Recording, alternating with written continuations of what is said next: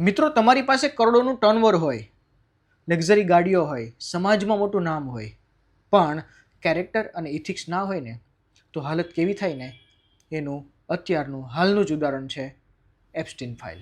Epstein file વિશે ઘણાને નહીં ખબર હોય. સિમ્પલ ભાષામાં જો સમજાવું તો જેમની પાસે સંપત્તિઓ તો ખૂબ મોટી હતી, પણ માનસિકતા અને ચારિત્ર એક ગટર જેવું હતું.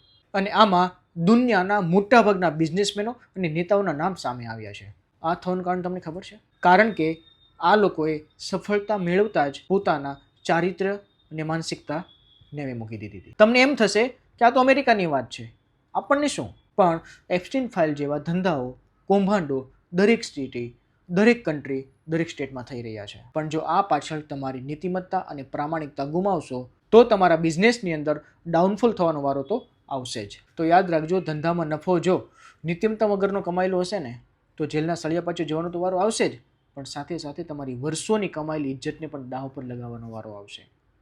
મને કોમેન્ટમાં જણાવો કે એવા કયા 3 રસ્તાઓ છે કે જ્યાં બિઝનેસમેન ખૂબ સારો પ્રોફિટ કમાયા પછી એ રસ્તા પર ચાલ્યો જાય છે અને એની લાઈફસ્ટાઈલને ઝીરો કરી નાખે છે.